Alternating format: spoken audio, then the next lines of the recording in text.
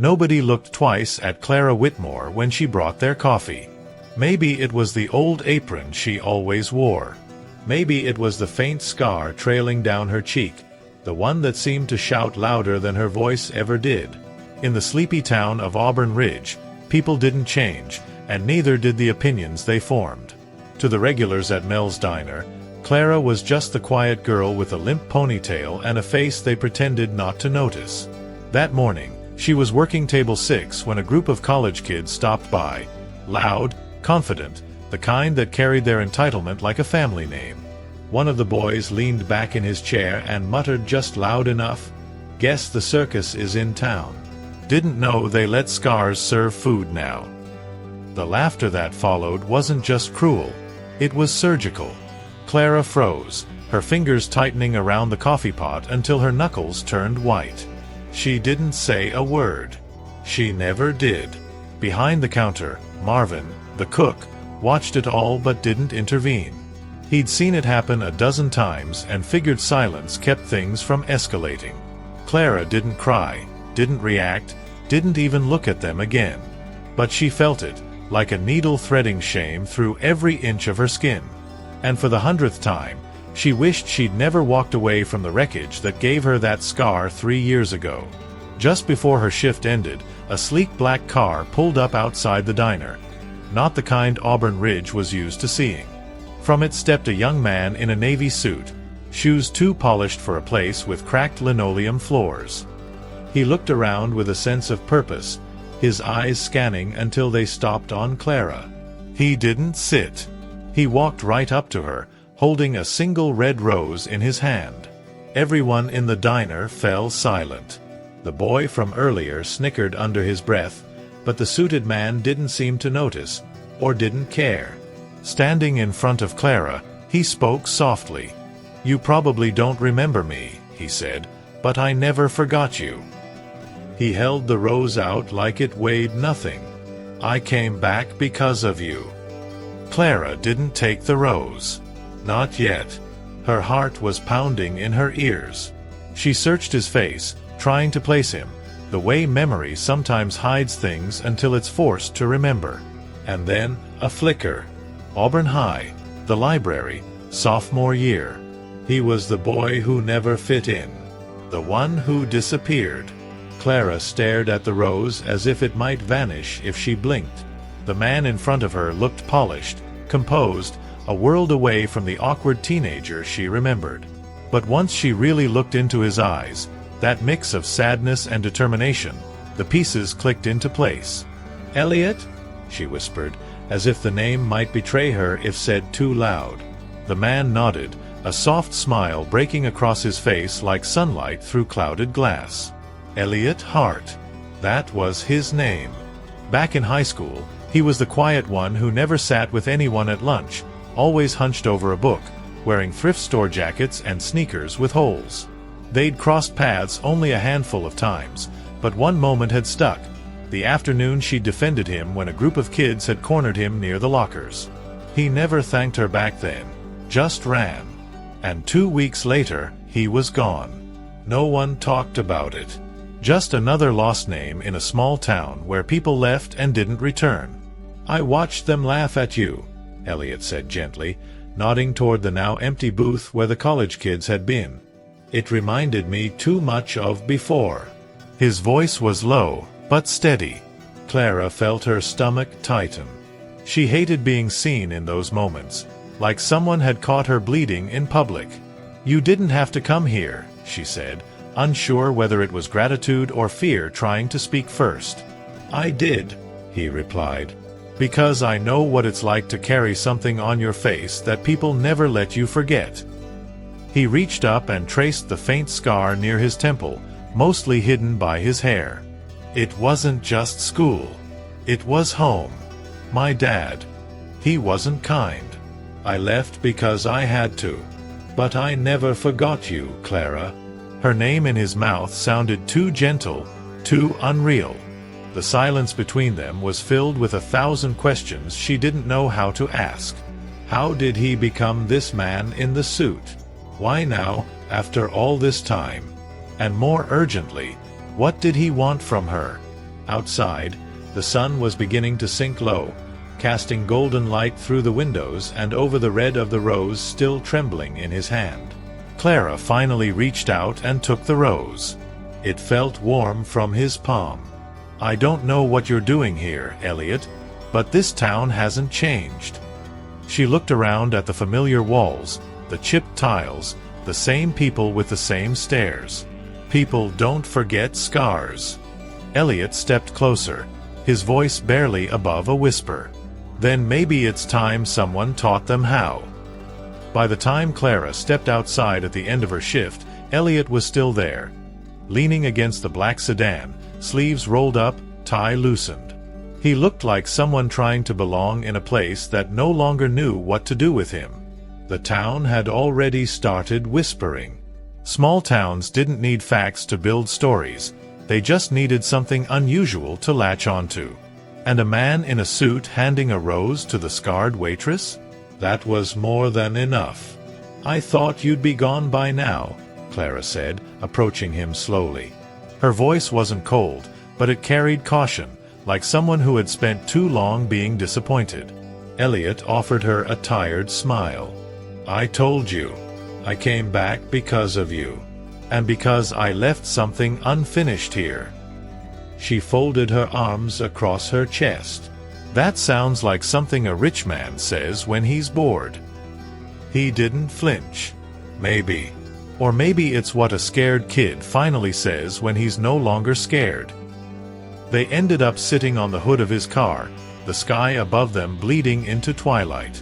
Elliot talked, for the first time really talked, about foster homes after he ran away, about the mentor who changed everything, about the startup he sold 2 years ago that turned him into a man with more money than he knew what to do with. "But success didn't erase the anger," he admitted, "or the feeling that I ran instead of facing what I left behind."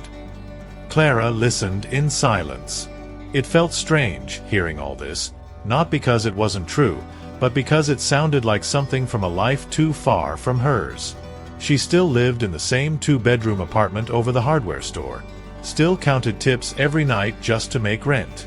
And yet, the boy who once disappeared into the margins had come back not with bitterness, but with something that resembled hope. "I don't want to fix your life, Clara," he said, his voice gentler now. "I just want to be in it. If you'll let me."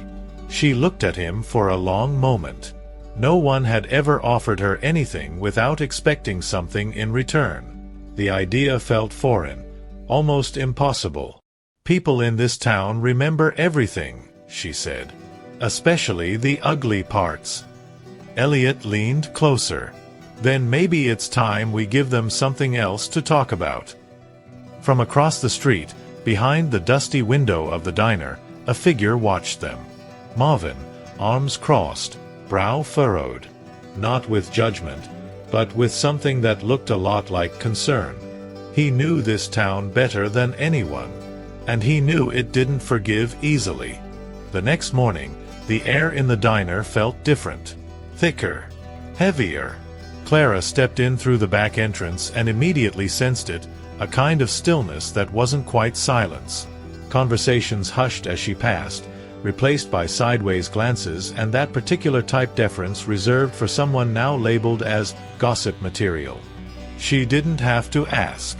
She knew they'd seen her with Elliot, and they were already filling in the blanks. Sandy, the morning hostess, leaned in behind the register and lowered her voice. "You know they're talking, right?" Clara forced a half smile. "They always talk." Sandy shook her head. "This is different.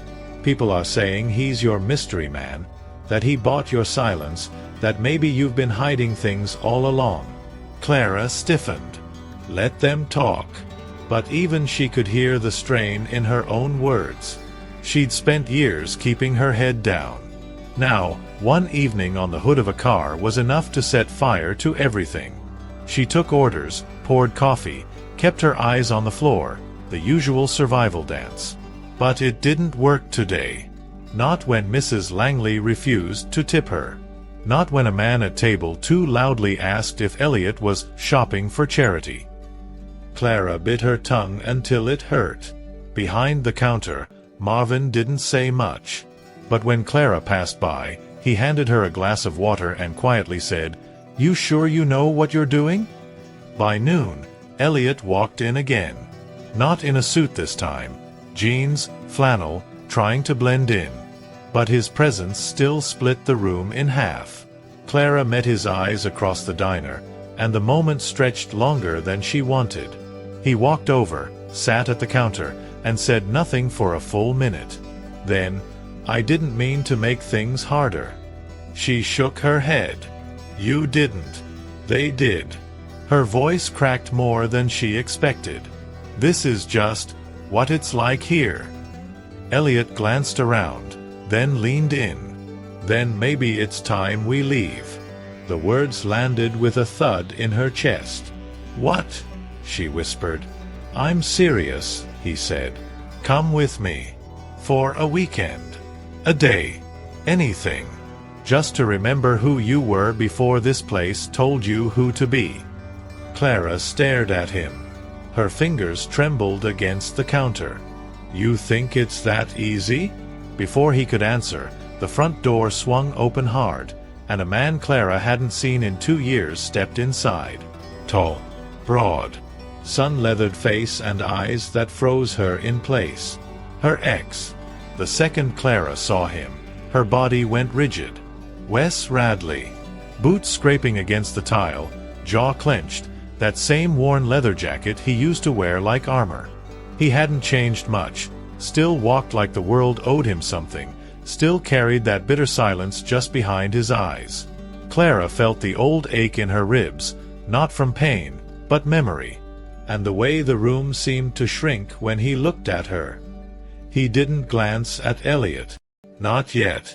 His eyes were locked on Clara, and the smirk curling on his lips wasn't a greeting, it was a warning. "Heard you got yourself a new boy," he said, loud enough for the entire diner to hear. "Must be nice. Real fancy. Bet he don't even know what you're really like." The room froze. No clinking silverware, no whispers. Just heat and stillness. Elliot stood slowly, face calm but unreadable. "I don't think she wants to talk to you," Elliot said, his tone firm but steady.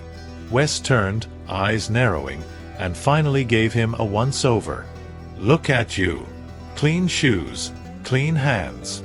You think buying her flowers makes you something special?" He took a step closer. "Let me guess.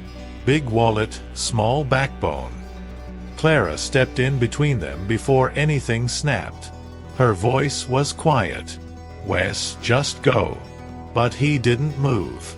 Instead, he laughed, a low, bitter sound that didn't belong in a place like Mel's Diner. "You think this one's different, Clara? They all leave. Just like you left me." She could feel Elliot tense behind her, but she kept her eyes on Wes. "I didn't leave," she said, her voice shaking. "You made staying impossible." She saw something flicker in his eyes, not guilt, but shame wrapped in anger. The kind of shame that turns men into ghosts who never stop haunting. Wes looked around, realizing the eyes on him weren't admiring. They were watching, judging. Finally, he spat on the floor and muttered, "You'll come crawling back. They always do." Then he turned and walked out, the bell above the door jangling like a curse. Clara didn't breathe until the door swung shut behind him. Elliot touched her shoulder. "Are you okay?" She didn't answer. Instead, she walked to the back, pushed open the kitchen door, and stood there with her hands gripping the edge of the sink. Her heart was racing. Her past had just walked in and tried to claim her again. And for the first time in years, she didn't let it. That night, Clara didn't sleep. She sat at the small kitchen table in her apartment, a chipped mug of tea growing cold in her hands. The shadows on the wall shifted as cars passed outside, but her thoughts were louder than the street. Wes hadn't touched her, hadn't raised his voice, and yet it felt like she'd been thrown back 3 years in one blink. That was the thing about trauma. It didn't need sound to echo. She thought of Elliot. of the way he'd stood beside her, not in front, not in control, just with her. Most men she'd known came with demands, expectations dressed up as kindness. Elliot offered presence, nothing more. And somehow, that felt harder to accept. Part of her wondered what he saw in her. Not just the scar, the years she'd wasted surviving, the weight she still carried, the anger she'd buried so deep it sometimes came out sideways. The next morning, he was waiting by her car. Not dressed sharp this time, just jeans and a sweatshirt, coffee in each hand. "You didn't call," he said simply. "Didn't know I was supposed to," she replied, her voice flat from lack of sleep. He didn't flinch. "You weren't. But I figured you'd need quiet company." He handed her one of the cups. She took it without speaking, and they stood there in silence, the cold air brushing their faces. After a long pause, Clara spoke. "I stayed with Wes for too long. Not because I loved him. I think I was afraid that no one else ever would." Her voice cracked halfway through. "When the accident happened, he didn't show up. Not even once. But you remember that day in school, when I stood up for you?" Elliot nodded. "You were the first person who looked at me and didn't look away," he said. "I never forgot that." Clara wiped her cheek with the sleeve of her jacket. "I didn't do it to be remembered. I did it because no one else would." Elliot stepped closer. "That's exactly why I came back. You showed me what kindness looked like when I had none. I want to return that, in whatever way you'll let me." She looked at him, really looked, past the success, the tailored life he'd built. And she saw the same boy, still carrying quiet pain behind his calm. Before she could respond, her phone buzzed. A message from the diner. "Wes came back. Looking for you. Said he's not done talking." Clara stared at the message like it was burning through her phone. "Wes came back. Said he's not done talking." Her stomach dropped. Of course he wasn't. Men like Wes never finished anything. They just circled back when they felt their grip slipping. Before she could spiral into fear, Elliot gently took the phone from her hands. "We'll deal with it," he said quietly. "Not just you. We." Somehow, that one word, "we," felt heavier than all the threats Wes had ever thrown her way. But Clara knew what was coming. Wes didn't return because he was sorry. He came back to reclaim what control he thought he lost. She straightened her shoulders. "I'm not running," she said, eyes locked on Elliot's. "But I won't let him pull me under again." He nodded. "Then we draw the line. Right here." That afternoon, Clara showed up for her shift by choice, not habit. The diner was quiet, but the tension hung thick in the air.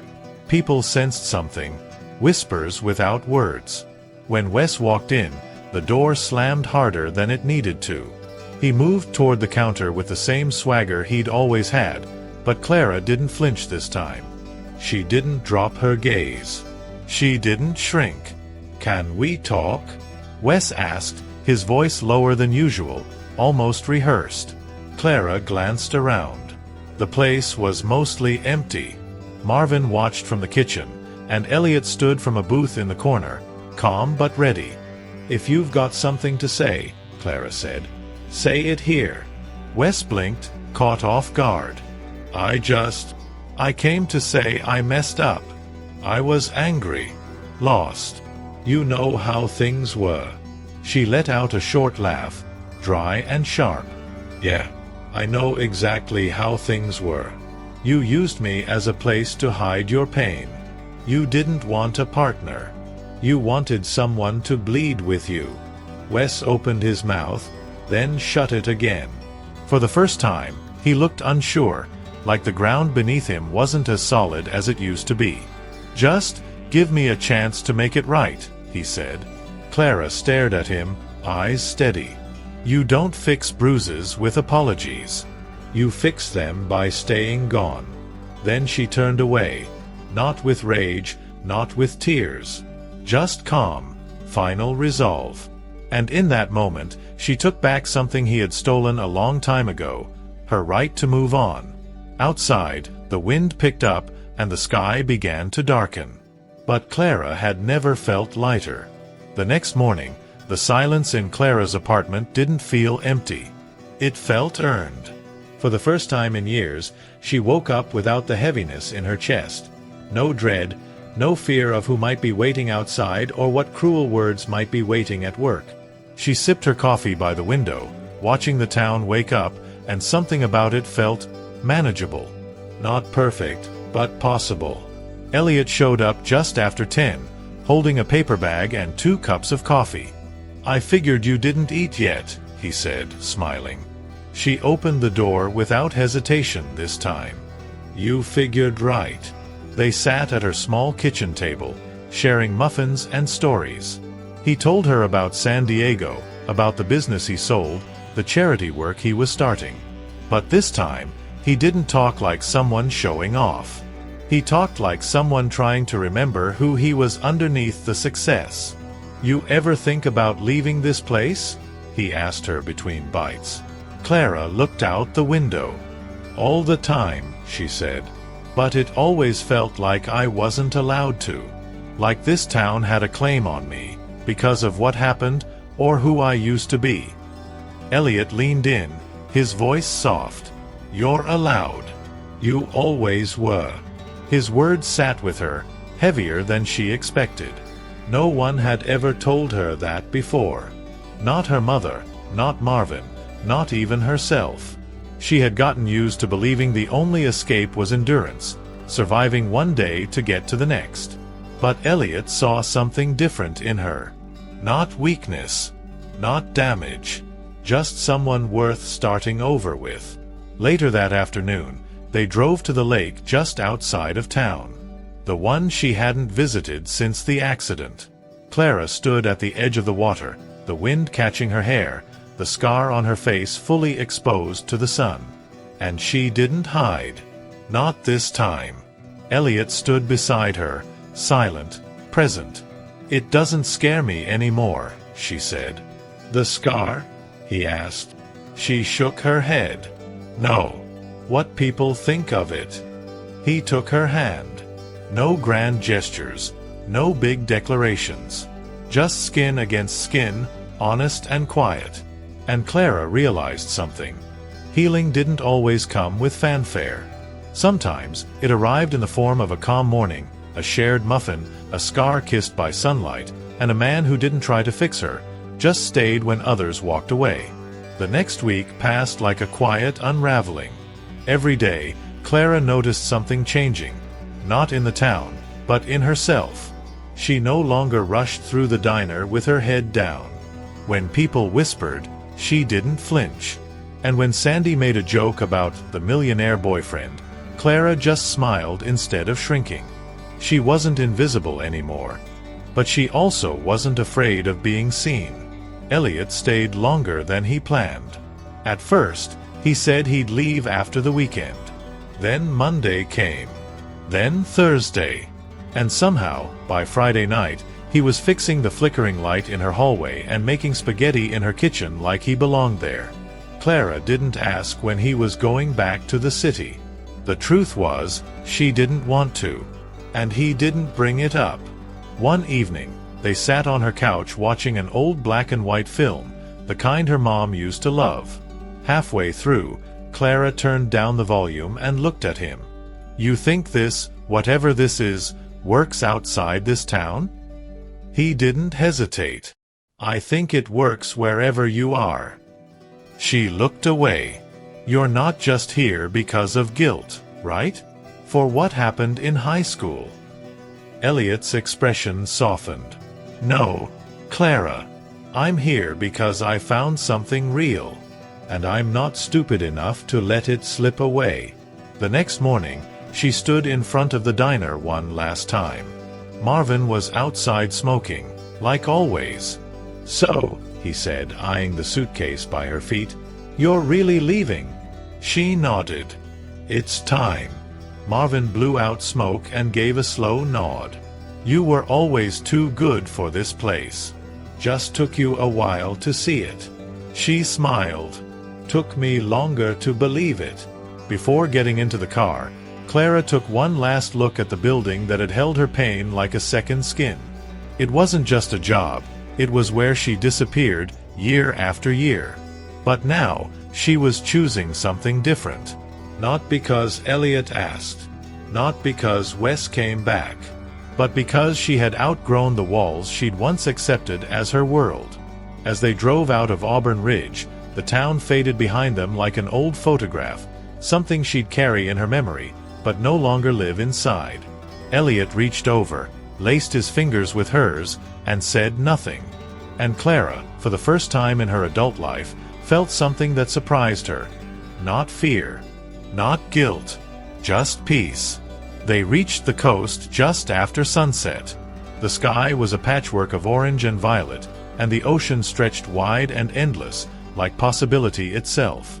Clara stepped out of the car, letting the salty breeze wrap around her. She hadn't seen the ocean since she was a kid. Back then, it felt like magic. Now, it felt like freedom. No noise. No eyes watching. Just the sound of the waves and her own heartbeat, finally steady. Elliot set their bags down and didn't say much. He knew her silence wasn't distance. It was gratitude. They walked along the shoreline, bare feet in the cool sand, the horizon fading into dusk. "You ever think it would feel like this?" he asked. Clara smiled gently. "I didn't think I'd feel anything again, honestly." She glanced at him. "But I was wrong. I'm still here. And I'm not broken." They spent the next few days in a quiet cottage overlooking the water. No calls, no gossip, just time. Clara found herself laughing more, sleeping better, cooking again, things that had once felt like luxuries. The scar on her face didn't disappear, but she stopped checking mirrors for it. It was part of her story now, not the whole thing. One morning, she sat at the kitchen table with a notebook open. Elliot looked over her shoulder. "Writing something?" She nodded. "Just memories. Things I've never said out loud. Things I don't want to forget, even the hard ones." He kissed the top of her head. "That's how you know you're healing. You stop running from what hurt and start understanding it." On their last evening at the coast, Clara stood alone on the porch, watching the sun melt into the water. For a moment, her thoughts drifted back, to Wes, to Marvin, to the diner, to the girl who once believed silence was safer than speaking. That version of her would never have walked away. But this version? She had. When Elliot stepped beside her and reached for her hand, she didn't hesitate. "You ready?" he asked. She nodded. "Not just for what's next," she said, turning to him, "but for everything I thought I didn't deserve." And with that, they stepped off the porch together, not running from the past, but walking fully into the future.